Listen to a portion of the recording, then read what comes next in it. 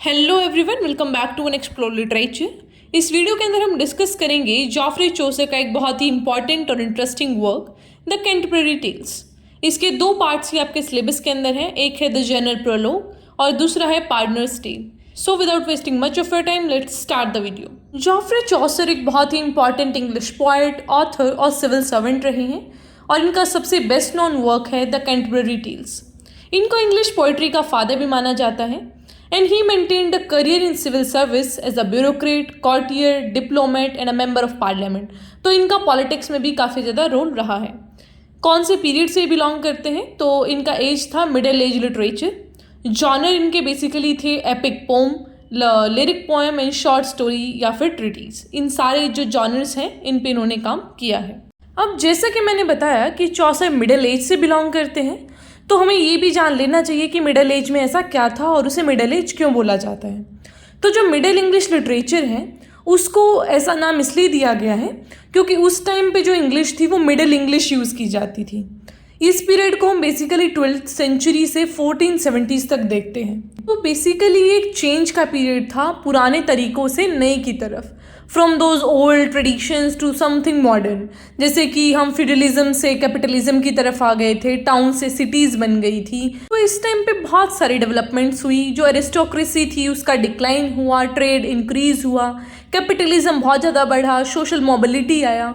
तो बहुत सारी चीज़ें यहाँ पे चेंज हुई जिसकी वजह से इस टाइम को मिडिल एज बोला जाता है। जो स्लेवरी जैसी चीज़ें हैं उनको अबॉलिश किया गया, रैपिड ट्रांजिशन हुआ इस टाइम पे।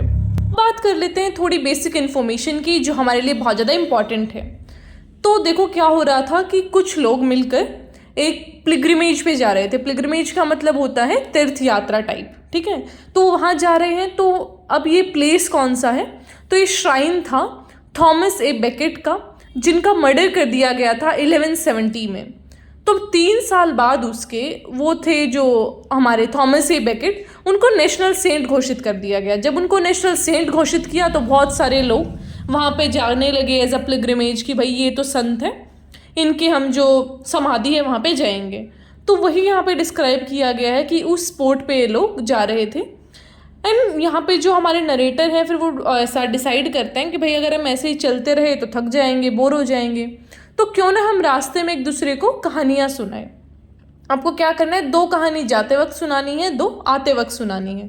इससे हमारा टाइम पास भी हो जाएगा और हमें एक दूसरे की जो लाइफ्स है उसके बारे में पता लग जाएगा। तो इन शॉर्ट बॉर्डम नहीं रहेगा। तो फिर हमें ये पता चलता है कि जो सारे मेंबर्स थे ये इनके साथ जो पिलग्रिम्स थे वो डिफरेंट क्लासेस से बिलोंग करते थे। अब हम बात करेंगे कि वो पिलग्रिम्स कौन थे और किस किस क्लास से बिलोंग करते थे। तो सबसे पहले है नाइट, फिर स्क्वायर और योमेन, ये सारे एरिस्टोक्रेसी वाले हैं। फिर है फ्रैंकलिन, फिर है पायरसिस एंड हर चैपलिन, फिर है पायरसिस priest, monk, friar, summoner, partner. फिर है 5 guildsman and their cook, merchant, municipal and shipman, miller, reeve, ploughman, wife of Bath, Chaucer जो कि हमारे नरेटर हैं। तो ये सारे लोग हमें पूरे जो पिलग्रिमेज है उसमें देखने को मिलते हैं। आप इनको टोटल काउंट करोगे तो ये 29 मिलेंगे। Although this is very much controversial कि वो टोटल कितने थे, क्योंकि कई बार हमें रेफरेंस मिलता है कि दोज वर 36, कहीं पे कुछ। तो अभी के लिए आप इनको 29 लेकर चलिए जो कि आपकी स्टोरी के लिए मेन कैरेक्टर्स हैं। तो ये पोएम बहुत लंबा होने वाला है, लेकिन I will try my best कि आप लोग बोर ना हो और आप इंटरेस्टिंग तरीके से पूरा जो ये पोएम है उसको समझ सकें। So you just have to watch till the end और बहुत ध्यान से सुनना है ताकि आप किसी भी पॉइंट को मिस ना करें। तो स्टार्ट करते हैं अब जनरल प्रोलोग से। When that April with his sure suit, the drought of March hath pressed to the root, and bathed every vein in switch liquor, of which virtue engendered is the flower. When Zephyrus eke with his sweet breath inspired hath in every holt and heath, the tender crops and the young sun hath in the ram his half-course yarn, and small follies making melody that sleeping all the night with open eye, so pricketh them nature in her courages. Then loken folk to goon on pilgrimage, and palmers for to sicken staunch, to fatten halls, not in sundry lawns, and specially from every shrine end of England to Canterbury they went, the holy blissful martyr for to seek, that them had holpen what they were seek। तो ये थी आपकी first 18 lines. अब discuss करते हैं इनकी summary को। तो इसमें पोइट क्या बोलना चाहते हैं कि जो ये अप्रैल का महीना है ना, वो अपने साथ जो स्वीट शावर्स है वो लेके आया है। मतलब जो मार्च में इतना सूखा पड़ गया था, अब अप्रैल में बारिश आना स्टार्ट हो गई है, जिसकी वजह से जो सारे पेड़ पौधे हैं उनके रूट्स को पानी मिल गया है। March the root in every vein of the plant in such liquid. तो वो यही बोलना चाहते हैं कि जो ये अप्रैल का महीना है, इसने जो पानी है, लिक्विड यहाँ पे वाटर के लिए यूज़ किया गया है, या फिर हम लिक्विड के लिए बोल सकते हैं कि जो प्लांट्स हैं उनको लिक्विड प्रोवाइड करवाया है इस बारिश ने। और फिर बात की गई थी ज़ेफिर की। तो यहाँ पे वो बोलना चाहते हैं कि जो वेस्ट विंड आ रही है उसके साथ ही जो बहुत ही अच्छा सा इन्वायरमेंट हो रखा है, उससे जो यंग प्लांट है, यंग सन है, यंग सन वो इसलिए बोल रहे हैं क्योंकि वो आधा ही उगा है, अभी पूरा सन नहीं आया, तो इसलिए वो ऐसा बोलते हैं उसे। And small birds are making melody. तो वो पूरे सीन को पहले डिस्क्राइब करते हैं कि सीन वहाँ पे कैसा है। बारिश हो रही है, पौधों को पानी मिल रहा है, ऐसा पूरे झूम उठे हैं पौधे एंड ऑल। फिर जो बर्ड्स हैं वो भी ऐसा गा रहे हैं, चहका रहे हैं। And those that sleep all night with the eyes open because nature prompt them in their heart to do so. कि जो लोग रात को आंखें बंद कर कर सोते थे, अब वो खुली रखते हैं, क्योंकि नेचर इतना सुंदर हो गया है कि आपका मन ही नहीं करता उससे नज़रें हटाने को। लोग फोक सॉन्ग्स गा रहे हैं, पिलग्रिम्स चल पड़े हैं टू सीक द फॉरेन शोज टू डिस्टिंक्ट श्राइन्स। तो ये जो समाधियाँ हैं, अलग अलग तीर्थ स्थल हैं, वहाँ पे लोग जा रहे हैं और मौसम भी बहुत अच्छा हो रहा है। तो पूरा जो इंग्लैंड का सीन है उसमें वो डिस्क्राइब करते हैं कि कैसे वो कंटेम्प्रेरी है जो वहाँ तक जाते हैं। और फिर वो बताते हैं कि कैसे जो मार्टिर हैं उनको नेशनल सेंट का दर्जा दिया गया, जहाँ पे अब सारे तबके के जो लोग हैं जाकर विजिट करते हैं। आगे पोएट बोलते हैं, befell that in that season on a day it so happen in Southwark at the table as I lay ready to wend in on my pilgrimage to Canterbury with full devout courage. At night we came into that hostelry, well 29 in a campaign of sundry folk by adventure you fail, in fellowship and pilgrims were they ill. इनके meanings मैंने साथ साथ दे दिए हैं, तो you can check it out. आगे वो बोलते हैं, that towards Canterbury Walden ride, the chambers and the stables were in white, and well we were in east 8 best, and shortly when the sun was to rest, so had I spoken with them every con, that I was of her fellowship anon, and made forward early for to rise, and to take us way there as you would eyes। तो ये जो lines है आपकी 19 to 34, उसमें हमारे जो narrator हैं उनका इंट्रोडक्शन होता है। वो आते हैं सीन पे और उनकी जो बातें हैं उनको प्रेजेंट किया गया है। The first person speaker tell us कि वहाँ पे क्या हो रहा था उस रात। तो वो लेटे हुए थे टेबार्ड इन के अंदर। टेबार्ड बेसिकली ना एक, जैसे हम कुछ वो कर देते हैं ना बुनाई टाइप्स किसी भी स्ट्रक्चर पर, तो ऐसा ही कोई स्ट्रक्चर ऐसा लटका हुआ था इस इन पे, इसलिए इसका नाम टेबार्ड पड़ा। मतलब I just so the reference somewhere, so that's it. Alright, तो फिर आगे ये बोलते हैं कि वो यहाँ पे लेटे हुए थे टेबार्ड इन में, that is toward the south wake, and ये रेडी थे to go towards Canterbury. Then what happen कि उसी रात को 29 लोग आए वहाँ पे सेम इसमें इन में, हॉस्टलरी इज इन, और वो लोग भी सारे कहाँ जा रहे थे, उस सेम जगह पे जा रहे थे वो भी। तो they were also pilgrims and were also waiting to ride to Canterbury next morning. अब सारे एक जैसे हो गए, जैसे हम एक लोकल एग्जाम्पल ले, जैसे कि वैष्णो देवी जा रहे हैं हम अपना, तो रास्ते में जब हमें कोई भी रैंडम ग्रुप मिल जाता है तो we just go with them कि ठीक है, ऐसा जयकारे लगाते हुए पूरा वी जस्ट गो। और for example we are going Kedarnath, तो वेरेवर, जैसे कि हम अपने रिलीजन से रेफरेंस लें तो उसमें भी ऐसा ही होता है कि हमें जो भी लोग साथ में मिल जाते हैं कि ओ ऐसा आप भी वहीं जा रहे हैं। तो ऐसे ही फिर जो हमारे स्पीकर हैं वो बताते हैं इन के बारे में कि भाई बड़ी स्पेशियस और कंफर्टेबल सी इन थी। और जब सूरज ढल गया तो नरेटर ने थोड़ी ऐसे ही बात करने के उससे पूछा उनसे कि आप लोग कहाँ जा रहे हैं, तो ऐसे उनकी बातचीत हुई तो पता चला कि ये सब भी वहीं जा रहे हैं। तो इन्होंने एक एग्रीमेंट बनाया कि भाई सुबह जल्दी उठेंगे और सारे निकल पड़ेंगे। अब ऐसे अलग अलग ग्रुप में जाएंगे तो जाना तो वहीं है हमें, तो क्यों ना सारे साथ ही चलें जब हमारा डेस्टिनेशन ही सेम है। लाइन 35 से 42 में वो बोलते हैं, but nonetheless will I have time and space that I feather in this stale pace. My thinking it according to reason, to tell wow all the condition of each of them, so as if seen me, and which they were in, and of what degree, and eke in what array that they were in, and at a night then all I first began. तो जैसे कि पहले speaker ने हमें बताया कि कैसे पूरा उनका वो धर्मशाला था, अब वो बता रहे हैं कि भाई देखो, स्टोरी में आगे बढ़ने से पहले कि मैं आपको ये बताऊं कि आगे क्या हुआ, उससे पहले मैं इन सारे आदमियों को जो है इंट्रोड्यूस करवाना चाहता हूँ आपसे। मैं बताना चाहता हूँ कि ये कौन सी सोशल रैंक से बिलोंग करते हैं और ये लोग कैसे हैं, किस तरह का इनका कपड़े एंड ऑल। ठीक है, तो मतलब पूरा सीन वो डिस्क्राइब करना चाहते हैं ताकि आपको पूरा अपनापन लगे। यहाँ पे जब आप करेक्टर्स से इंट्रोड्यूस हो जाते हो ना, तो फिर आपको ऐसा हो ये तो वो है ना, ऐसा लेट अस से ही इज़ फ्रायर ना, ये तो वाइफ ऑफ बात है। अब आपको मैं वैसे बताती रहूँ कि एक औरत थी, वो ऐसी थी ऐसी थी, अब आप नहीं रिलेट कर पाएंगे ना, कब तक आप वो औरत औरत करेंगे। लेकिन अगर आपके पास एक नाम है तो you can link that things, और फिर आपको थोड़ा क्रेडिबिलिटी भी लगता है कि हाँ सही ही कह रहा होगा, पूरे नाम वाम के साथ बोल रहे हैं। तो वो चीज़ें इन्होंने डिसाइड करी कि मैं अब अपने रीडर्स को पूरा इंट्रोडक्शन दूंगा एक एक करेक्टर का। A night there was, and that a worthy man, that through the time had he first began from, to ride in out he loved chivalry, truth in honor, freedom in courtesy.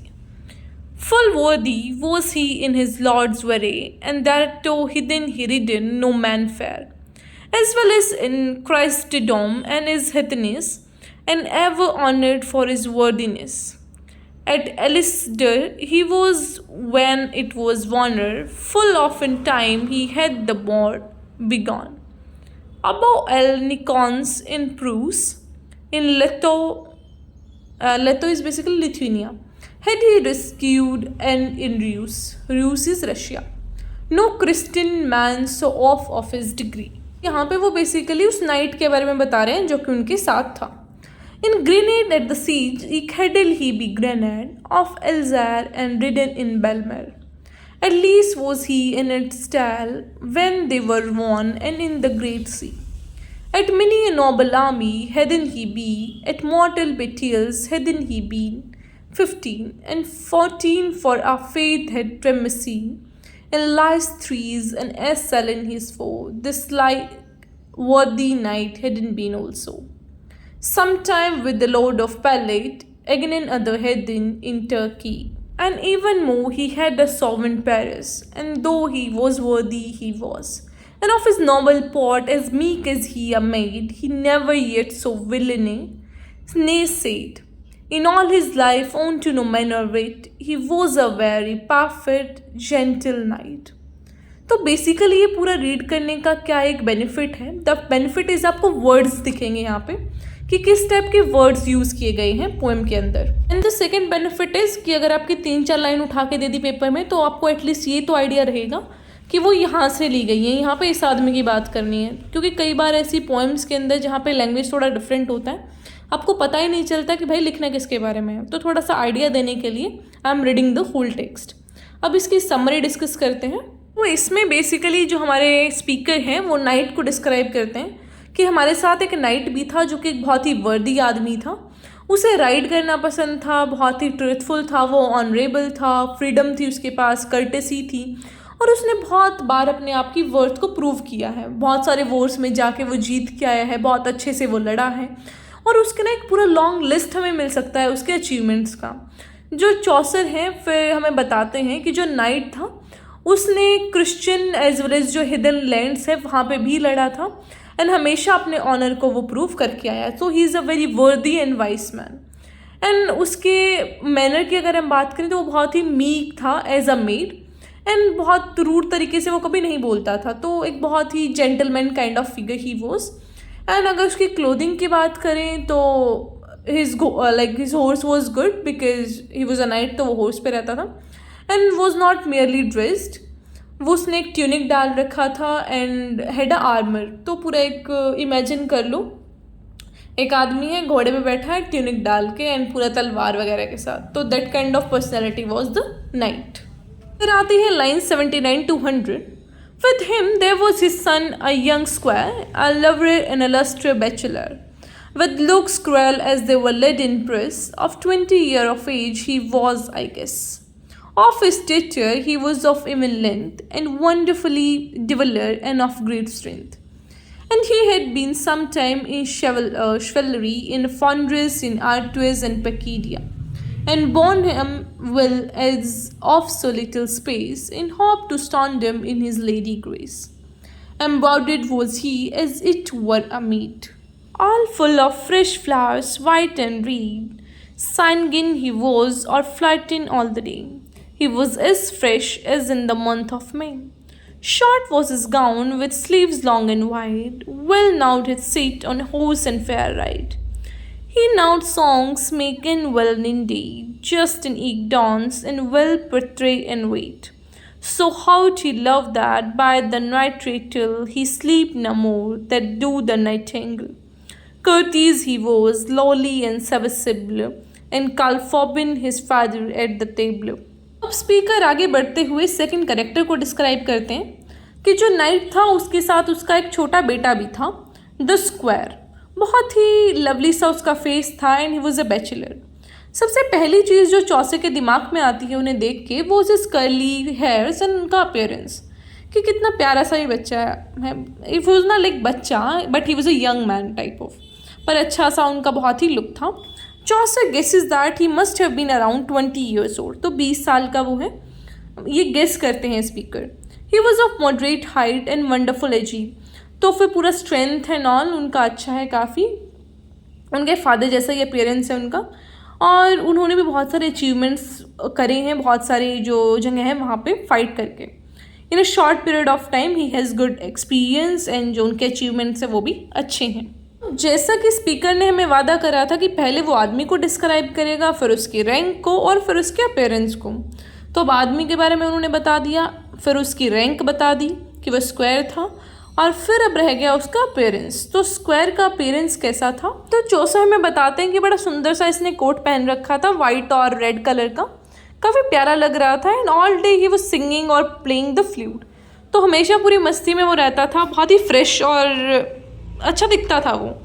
And in the next he describe कि उसका जो gown था वो थोड़ा long था, बड़ी बड़ी sleeves वाला, and he was sitting on a horse. वो गाने गाता था, कंपोज भी करता था, मतलब गाता भी था, लिखता भी था, ड्रॉ भी करता था, काफ़ी पैशनेट सा आदमी था। तो एंड ही ऑल्सो डिस्क्राइब कि कैसे वो पैशनेटली प्यार करता था। That at night time he slept no more than a nightingale, कि मतलब बिल्कुल भी वो सोता नहीं था रातों को। एक तरीके से हिज लवर एक अप्रोच दिखा रखी है यहाँ पे। बहुत ही कॉशियस था वो, हम्बल था, विलिंग टू सर्व, तो अपने फादर लाइक था वो at the end, before his father eight the table, एक बहुत ही वेल मैनर्ड आदमी। तो इस तरीके से उन्होंने पूरे 3 जो एस्पेक्ट्स प्रॉमिस किए थे वो फुलफिल किए। सबसे पहले बताया कि करेक्टर कौन है, फिर बताया कि वो कौन सी रैंक से बिलोंग करता है, and the third thing is कि वो कैसा दिखता था, या फिर कहें उसके कपड़े कैसे थे। तो इसी तरीके से हम हर एक करेक्टर के बारे में डिस्कस करेंगे। एंड अप्रॉक्स 850 या फिर 900 लगा के चलो, इतनी सारी इसमें लाइन्स हैं। We have completed 100। बाकी आप लोगों के रिस्पॉन्स पे मैटर करता है कि आपका रिस्पॉन्स कैसा आएगा। तो I also cover the other lines.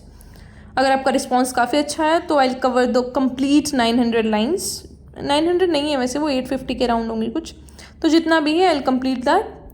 Alright, so I'll meet you in the next video. Till then, take care, stay happy, stay healthy, and don't forget to subscribe the channel, like the video, and share it with your friends.